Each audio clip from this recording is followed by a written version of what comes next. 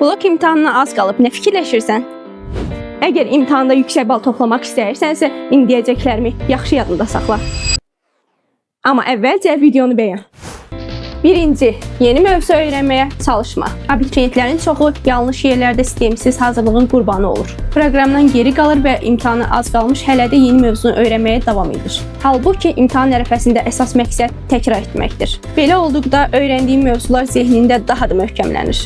İkinci, gec yatma. Xüsusilə imtahan öncəsi abituriyentlərdə bir rahatlıq hissi yaranır. Son zəngə və digər tədbirlərə hazırlaşırlar. Gecələr telefonda daha çox vaxt keçirirlər və gec yatırlar. Nəticədə beyin lazım olan istirahəti edə bilmir. Bu rejimin sonunda imtahana girmək diqqətsizliyə, hətta bildiyin sualın cavabını belə xatırlaya bilməməyini gətirib çıxarır.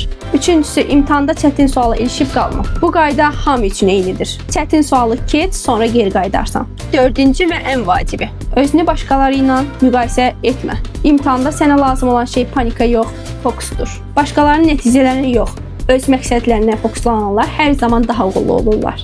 Bani seminariyası bütün abituriyentlərə blok imtahanda uğurlar arzulayır.